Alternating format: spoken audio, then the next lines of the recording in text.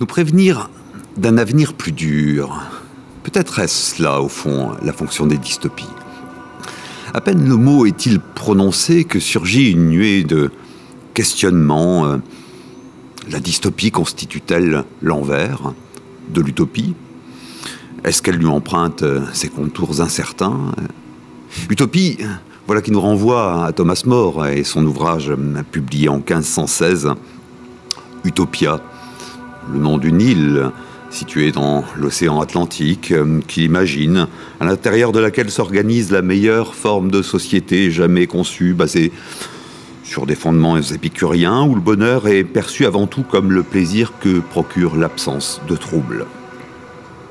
Le terme dystopie, lui, apparaît un peu plus tard, sans doute avec John Stuart Mill en 1868, dans un discours prononcé devant la Chambre des communes britanniques. Mill oppose les utopiens aux dystopiens et même aux cacotopiens. Alors la dystopie constitue-t-elle le contraire de l'utopie? La question reste ouverte. Et d'ailleurs, utopie, dystopie constitue-t-elle véritablement des genres littéraires? La question peut se discuter. Toujours est-il que la transposition de cette notion au domaine du théâtre n'a rien d'évident.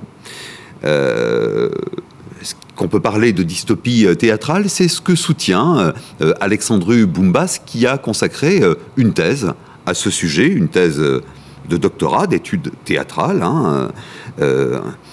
qu'il a défendue publiquement début 2019, et dans laquelle il propose d'envisager la dystopie théâtrale comme une notion d'esthétique théâtrale et de poétique permettant de penser l'émergence d'une forme dramatique nouvelle.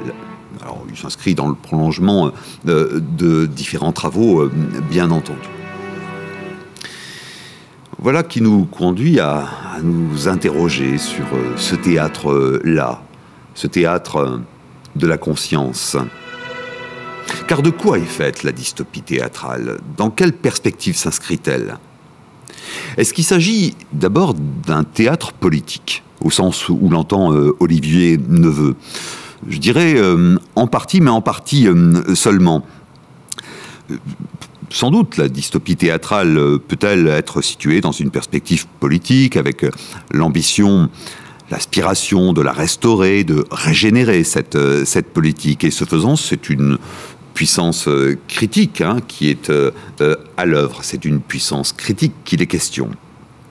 Seulement, et regarder de plus près, les perspectives des auteurs que l'on peut situer dans le champ du théâtre dystopique se révèlent plurielles et sans doute irréductibles à une vision unique, unitaire. Plusieurs noms s'imposent et le premier d'entre eux, je crois, c'est celui d'Heiner Müller. Heiner Müller, on lui doit, entre autres, une pièce qui s'intitule Germania, mort à Berlin, publiée en 1971. La particularité du théâtre d'Heiner Müller, c'est que chacune de ces pièces constitue une réponse, une réaction à un problème de civilisation. Réaction à la Seconde Guerre mondiale, au communisme, à l'URSS et à la RDA, au terrorisme, au totalitarisme. À chaque fois, il s'agit de trouver la forme appropriée, ou en tout cas la forme non appropriée, mais profondément adéquate, qui permettra de rendre visible une petite part de la réalité et d'en transmettre à la trace. La conviction d'Heiner Müller, c'est que sans utopie, il n'y aurait pas de théâtre. Et on peut aller plus loin. En réalité, dans son œuvre, la perspective dystopique procède de ce que l'utopie s'est éloignée de l'histoire, qu'elle se situe en deçà ou à côté de la politique. Les paysages qu'il dessine ne sont pas ceux de l'avenir, mais ce sont plutôt des tableaux où s'entremêlent le passé, le présent, l'avenir. C'est un ton assez apocalyptique, mettant en scène une sorte de dialogue avec les morts à travers une confrontation réactualisée avec l'histoire. Alors un autre nom s'impose, c'est celui d'Edward Bond. Edward Bond, on lui doit une trilogie, ce sont les pièces de guerre, qui constitue un ensemble parachevé de dystopies théâtrales dont émanent des fables d'anticipation. On lui doit aussi, à cet auteur, le crime du XXIe siècle. Dans cette pièce, on a affaire à un espace de non-sens, de vide, un paysage lunaire, totalement dévasté. Ne subsistent que des ruines, les ruines d'après l'Apocalypse. Le monde est détruit, la vie humaine n'existe quasiment plus et les prisons sont peuplées de morts. Les derniers survivants n'ont plus de sentiments. Ils s'abandonnent à une série de meurtres qui les précipitent dans leur propre fin. L'œuvre d'Edward Bond, qui est d'un pessimisme évidemment radical, se marque d'une thèse qu'il formulait en ces termes. À présent, il n'y a plus d'utopie, plus de cité de justice terrestre ou céleste.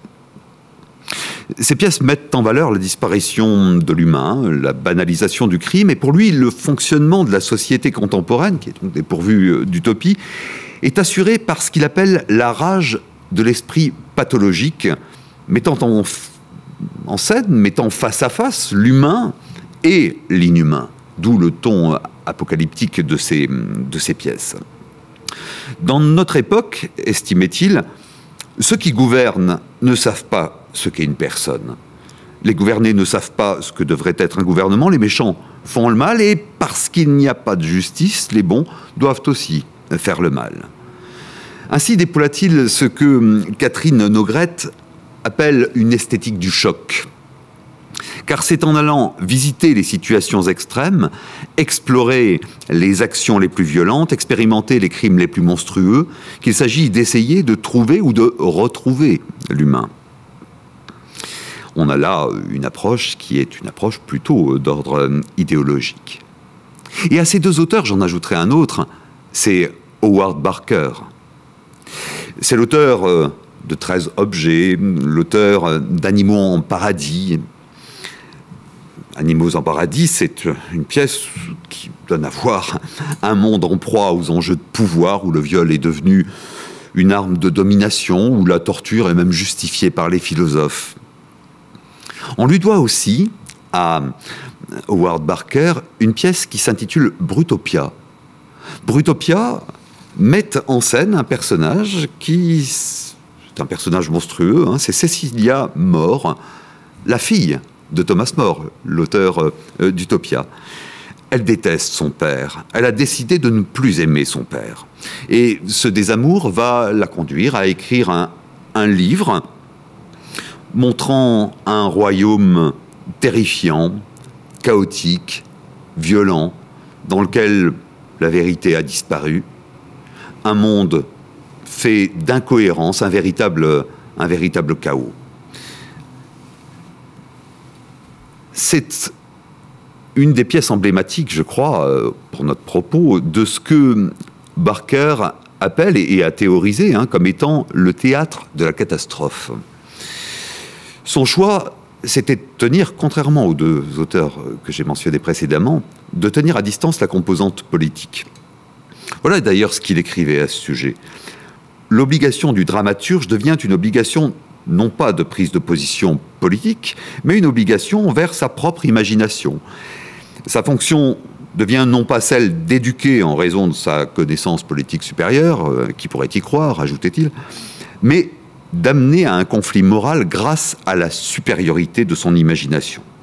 Autrement dit, c'est à susciter l'attitude critique du public que devait s'atteler dans cette conception le dramaturge, en entraînant les spectateurs dans ce qu'il appelait un état de perte.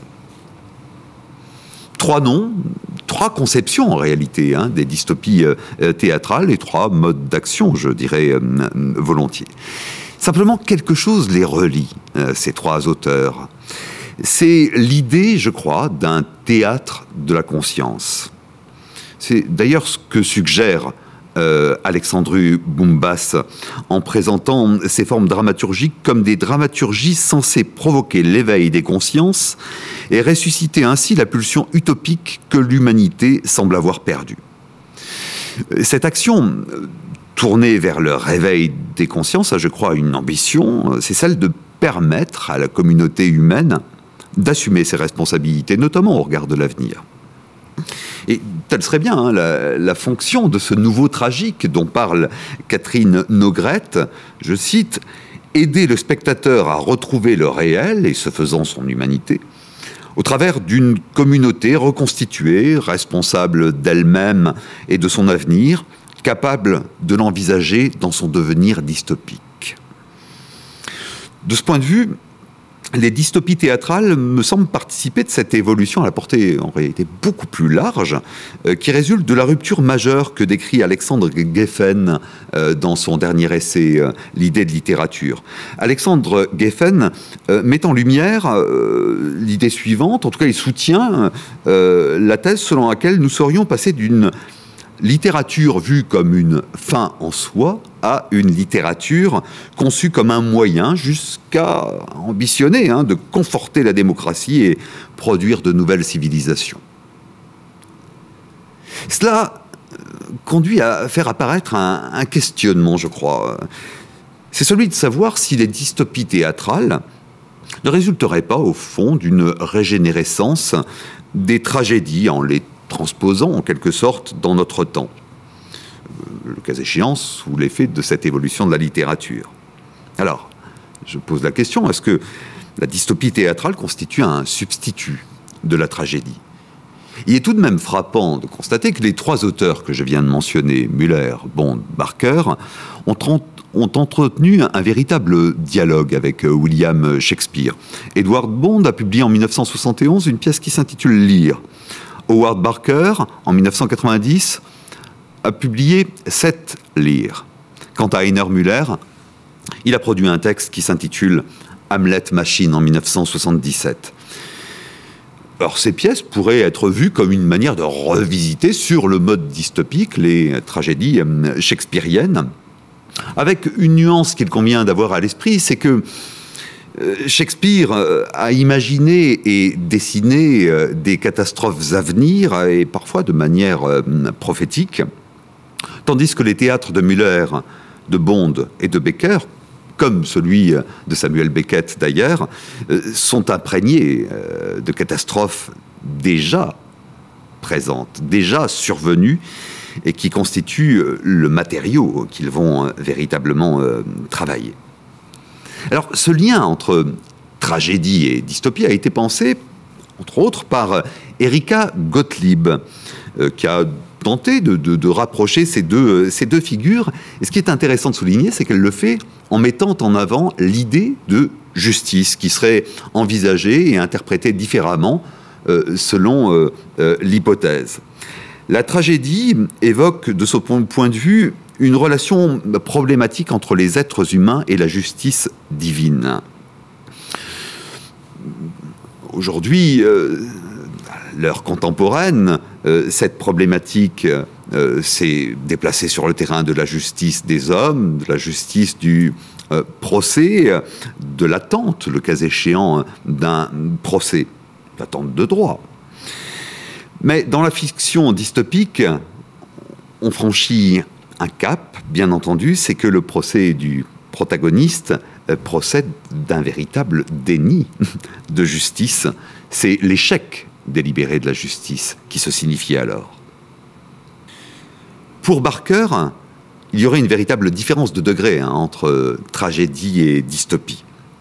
Le théâtre de la catastrophe, écrit-il, est plus douloureux que la tragédie, puisque la tragédie console avec la restauration, la réaffirmation des valeurs morales existantes. Je ne suis pas sûr que cette vision soit partagée par Edward Bond. Est-il bien vrai, au fond, que la tragédie restaure les valeurs morales existantes? Si on prend Le Roi Lear de William Shakespeare, l'affirmation n'a rien d'évidente. Ce roi, frappé dans son orgueil, devient fou et tout autour de lui devient folie, dégénère, se dégrade, sans que l'on finisse sur une note d'espoir ou sur l'affirmation de valeur quelconque. L'un des constats que fait le roi Lear lorsqu'il s'entretient avec Gloucester est le suivant. Dès que nous naissons, nous pleurons d'être venus sur ce grand théâtre de fous. Tout n'est que folie, effectivement.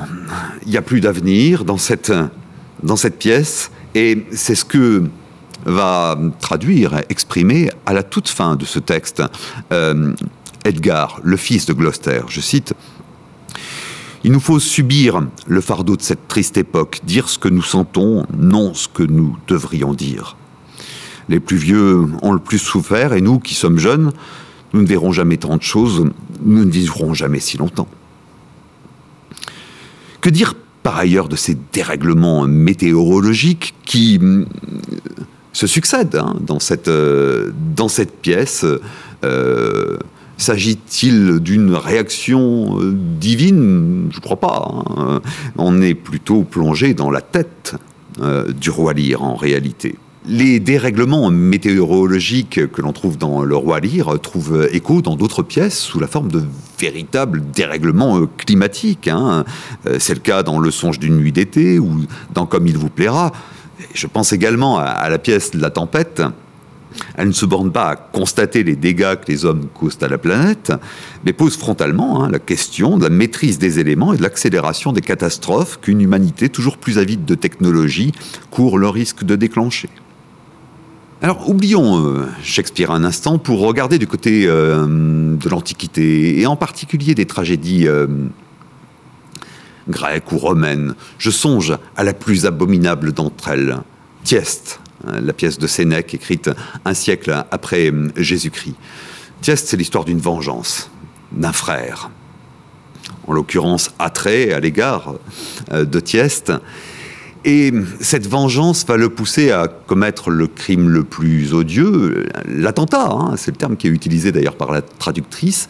Il va organiser un banquet à l'insu de son frère, dans lequel celui-ci va dévorer ses propres enfants, sans le savoir, bien évidemment. Voilà ce que sera véritablement la vengeance d'Atrée. Dans cette pièce, les dieux ont fui, ils ont déserté. Le soleil a lui-même disparu. Le lion brûlant dans l'été fauve, le lion jadis victime d'Hercule tombera. La Vierge tombera sur la terre qu'autrefois elle avait abandonnée. Les plateaux de la juste balance tomberont, entraînant dans leur chute le scorpion et son dard, le sagittaire. Le vieux Chiron bandait son arc thessalien et lançait ses flèches empennées. La corde se brisera, les flèches se perdront, le capricorne gelé qui revient avec l'hiver engourdi tombera et brisera ton urne, toi qu'on appelle le Verseau, ou quel que soit ton nom. Avec toi descendront les poissons, la dernière constellation céleste. Les chariots que jamais la mer n'avait éclaboussés s'engloutiront dans un gouffre liquide, et le serpent qui sépare les deux ours comme un fleuve, et la petite ours gelée, mariée à l'énorme dragon, et l'indolent maître du chariot, le bouvier, le gardien du pôle. Tout chancellera, puis s'effondrera.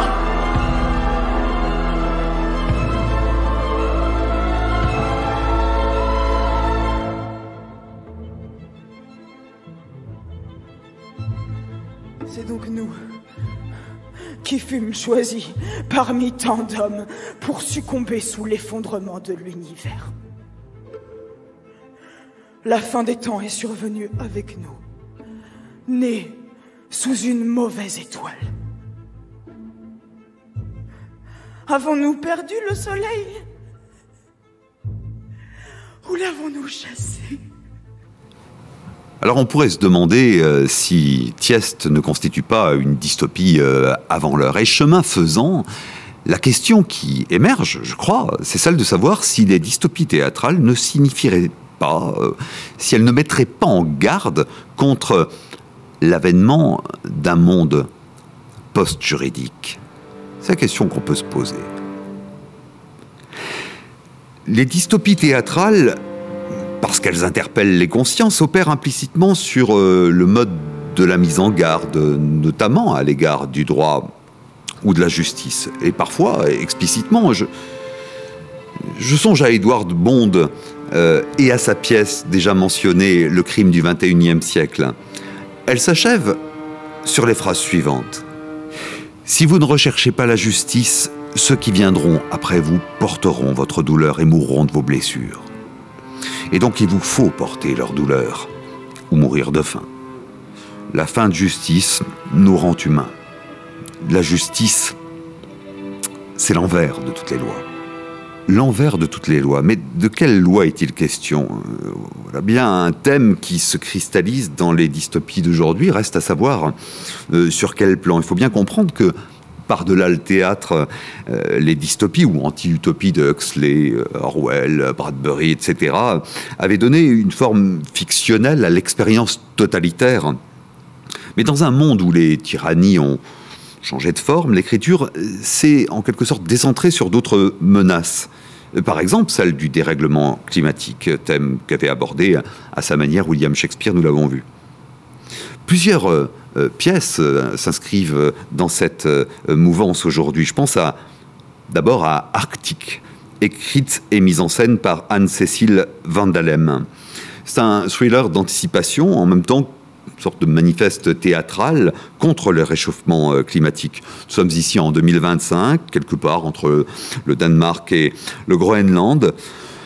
6 inconnus ont embarqué clandestinement à bord d'un ancien navire de croisière de luxe. Ils ont été attirés par une lettre anonyme. Et en cours de route, eh bien, le bateau qui les remorque va les abandonner en haute mer, les laissant errer dans les eaux internationales jusqu'à se retrouver prisonniers des glaces. C'est en quelque sorte l'histoire d'une vengeance, la vengeance de la nature sur le monde dérivant et sur la corruption d'êtres humains qui, par aveuglement, ont fini par perdre la conscience de leur position dans l'univers. Je songe également à la pièce d'Alice Zeniter, « Quand viendra la vague », qui a été publiée en 2019. Ici, effectivement, une vague. Les eaux, en réalité, montent, et les êtres humains sont progressivement engloutis. Restent 2 personnages qui ont même pouvoir de décider ceux qu'ils vont accueillir sur leur petite îlot, ceux qu'ils vont sauver ou ceux dont ils vont décider, en définitive, la perte. Je songe également à cette pièce d'Anya Hilling, Nostalgie 2175, publiée en 2020.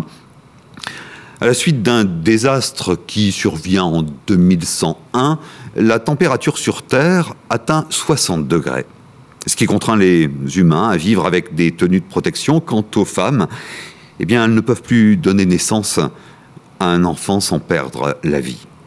Des pièces, il en est bien d'autres, et notamment celles qui vont être présentées au prochain festival d'Avignon. Parmi elles se trouve cette pièce de Laurent Godet, La dernière nuit du monde. De quoi s'agit-il? Eh bien, il s'agit d'un monde où l'on décide de mettre fin, en quelque sorte, à la nuit. C'est l'ère de la nuit fractionnée. Il s'agit de peupler la nuit pour désengorger le jour, de réinventer en quelque sorte la nuit pour utiliser tous les espaces qui sont possibles. On a consulté les êtres humains, alors pas forcément les arbres, la nature, comme le signale l'un des personnages. Et c'est un jour sans fin. Au jour succède le jour dans cette pièce. Je songe à un autre spectacle qui sera présenté à Avignon, c'est Fraternité. Alors, pas forcément une dystopie, c'est plutôt un conte fantastique, mais enfin il y est question ici d'un cataclysme survenu en 2021, faisant disparaître subitement une partie de l'humanité et où il ne reste plus de traces de celles et ceux qui sont devenus absents. Et c'est la raison pour laquelle on va mettre en place, pour combler le vide et maintenir active la mémoire intime et collective de cette disparition, un centre de soins et de consolation où les humains soignent l'absence, l'écoulement du temps, l'oubli. Alors qu'elles s'identifient ou non à du théâtre d'anticipation, ces pièces invitent toutes peu ou prou, sur ce sujet du dérèglement climatique ou de l'inconscience humaine, à signifier, dans une atmosphère de fin du monde, les conséquences d'un abandon, d'un renoncement, d'un déni. Elle place le spectateur en prise avec un possible et ou un après. Situé dans la perspective de ce que j'évoquais tout à l'heure, c'est-à-dire d'un théâtre de la conscience, elles invitent à mesurer les implications de nos attitudes et surtout de nos renoncements d'hier et d'aujourd'hui en interrogeant, par un biais, pas frontalement, notre capacité collective à réagir. Avec une question, que peut-on pour éviter cela ?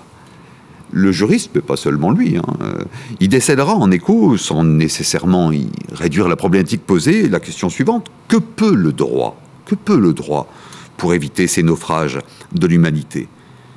Et il pourra, ce juriste ou ce lecteur, y voir le récit, pessimiste ou résigné, de ce qui se produirait si rien aujourd'hui ne se produit.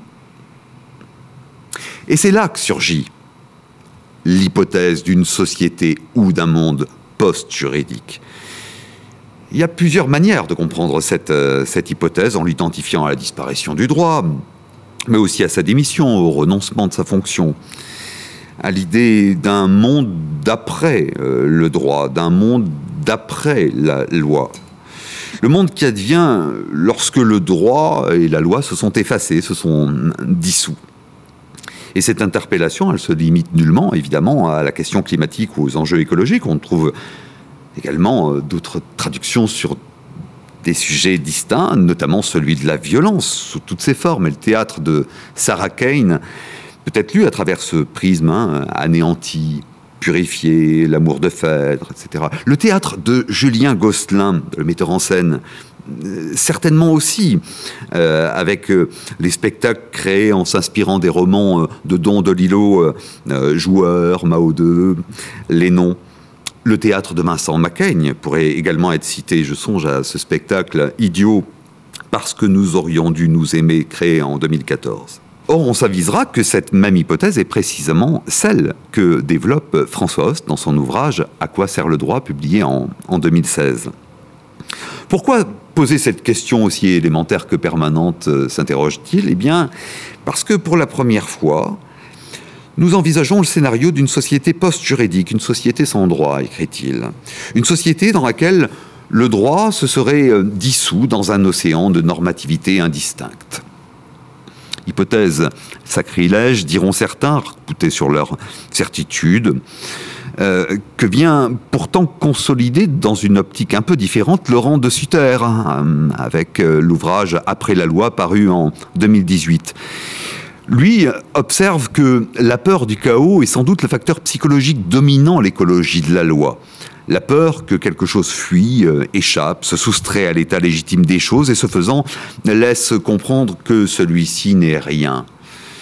Le réel est ce que la loi craint, écrit-il. Or, ce réel n'est-il pas celui qui est mis en exergue par ces dystopies théâtrales ? Ceux qui rejetteraient d'un revers de main cette hypothèse seraient bien inspirés, je crois, non seulement de réfléchir au ressort de leur refus, mais aussi de se demander, ce que peut effectivement le droit, car il y a la matière à ne pas se complaire dans une autosatisfaction en y trouvant des raisons d'agir ou de modifier la donne, et non pas de stagner, me semble-t-il. 2, de se demander ce que signalent certaines dynamiques récentes qui affectent le droit lui-même, dans le sillage, par exemple, des questionnements que pose François Host sur ce que le Covid fait au droit ou de ce dont le Covid est le nom. Et puis 3, de se demander quel récit le droit porte aujourd'hui. Et c'est là que se loge, à mon avis, la question cruciale. Face aux injonctions de tous ordres qui soit malmènent certaines valeurs, soit taisent ou masquent certains choix de valeurs, quelle alternative le droit d'aujourd'hui ou celui de demain érige-t-il ? Je veux dire par là, quel récit alternatif, susceptible de susciter un désir partagé, mais également crédible, qui réponde aux besoins essentiels et urgents d'un monde commun ? Voilà donc que le droit se trouve incidemment interpellé sous l'angle de l'imaginaire juridique et de sa capacité à produire un récit. Paradoxe, ou pas vraiment, le droit n'a-t-il pas toujours suscité cette attente pour peu qu'on le saisisse au-delà de sa surface? Ce qui me semble plus intriguant, c'est qu'aujourd'hui, certains théoriciens de la littérature, et j'y ai déjà fait référence, signalent un renversement de perspective, peut-être un changement de paradigme, celui par lequel, dans un geste inverse, la littérature se présente comme un agir. Cette perspective-là, Antoine Compagnon l'avait déjà esquissée dans sa leçon inaugurale au Collège de France, en adjoignant aux fonctions plus ou moins classiques prêtées à la littérature, qui correspondent à ses pouvoirs classiques, romantiques, modernes, une fonction heuristique en lien avec ce qu'il dénommait un quatrième pouvoir postmoderne, celui de l'impouvoir sacré. C'est que la littérature, selon lui, produit une connaissance différente de la connaissance savante, mais mieux capable d'éclairer les comportements et les motivations humaines. C'est la question du pourquoi, en quelque sorte, qui se trouve posée. Mais il y a plus, la littérature, pensée comme moyen d'action, viendrait en quelque sorte pallier les défaillances d'autres modes d'action. Et c'est cela la thèse que défend Alexandre Geffen, pour qui la littérature, je cite, est aujourd'hui le moyen d'action par défaut lorsque toutes les autres remédiations politiques ou sociales sont devenues indisponibles. Cela nous rappelle que la littérature peut, contrairement à une idée reçue, comporter une part de normativité, susceptible, sinon de concurrencer la normativité juridique, du moins de l'interpeller, de la mettre en question. Et ce qui est vrai pour la littérature en général, l'est plus encore, je crois, pour le théâtre, qui évidemment ne saurait être réduit à l'état de littérature, puisque son modus operandi est ailleurs. Alors, justement, quel est-il, ce modus operandi? Parmi les 1001 définitions qu'il a proposées du théâtre, Olivier Py, le dramaturge et metteur en scène français qui dirige depuis 2013 le Festival d'Avignon, caractérise en ces termes le théâtre, ou du moins l'une de ses singularités. D'abord, ce qui fait le théâtre, c'est qu'il y a un théâtre, écrit-il. C'est le lieu lui-même qui va appeler le récit, qui va appeler la fiction, qui va rappeler les mythes, et puis qui va aussi appeler les idées, à travers les idées, le sens. Évoquer le modus operandi du théâtre conduit dans mon esprit à d'abord rappeler une évidence, c'est que le théâtre agit sur le mode de la mimésis, de la représentation envisagée non pas comme imitation du monde, mais comme productive, comme créatrice. Et en même temps, le théâtre opère par immersion dans un monde. L'écart, évidemment, reste là, mais celles et ceux qui ont vécu les expériences, parce que c'est vraiment de ça qu'il s'agit, des mises en scène d'Henri VI par Thomas Joly, 18 heures, ou de la trilogie tirée des romans de Don Lelilo par Julien Gosselin, 10 heures, pour s'en tenir à ces exemples récents, mesure vraiment ce que cela signifie. Les barrières du spectateur, mais aussi la distance s'estompe à travers de telles expériences, sans nécessairement s'abolir. Le spectacle prend littéralement le spectateur et l'amène ailleurs, je dirais, par le jeu de ce que les Grecs appelaient la fantasia, c'est-à-dire la faculté de se représenter à soi-même via l'orateur une œuvre et une image. Chercher au-delà du réel l'intangible, disait Claude Régis. Le cas échéant, avec un peu de fracas, serait tenté, je crois, d'ajouter Julien Gosselin, pour qui il s'agit d'instaurer un rapport entre le texte et le spectateur, un rapport tel que les acteurs peuvent à un moment, je cite, faire exploser le texte au visage des spectateurs, de sorte que ces derniers soient littéralement collés à une vitre. Et il y parvient. Il y parvient fort bien, ce qui fait que lorsque le spectateur quitte le théâtre, rien n'est plus tout à fait comme avant. Et Enzo Corman avait posé, il y a maintenant une vingtaine d'années, une question qui entre singulièrement en résonance avec celle que François Host nous entretenait dans l'ouvrage « À quoi sert le droit ?» La question que posait Enzo Corman, c'était « À quoi sert le théâtre ?» Et sans vouloir réduire à cette formule la réponse qu'il posait, eh bien, je dirais qu'elle tournait, cette réponse, autour d'une idée, d'ailleurs empruntée au philosophe Gilles Châtelet. Eh bien, le théâtre sert à ne pas vivre et penser comme un porc. Les fictions de fin du monde comme le souligne Jean-Paul Angélibert, ne sont pas des prophéties, mais des élaborations imaginaires. En tant que telles, elles ne prétendent pas représenter l'avenir.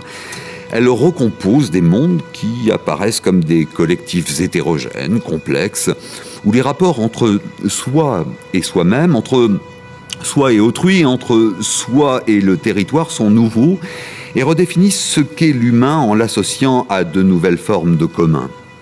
Les dystopies théâtrales y contribuent elles aussi, je crois, avec le modus operandi propre à la représentation scénique, donc. À quelle fin ? Pourquoi faire ? Eh bien, la réponse se loge, et c'est pas tout à fait un hasard, dans le thème retenu pour la toute prochaine édition du Festival d'Avignon. Se souvenir de l'avenir.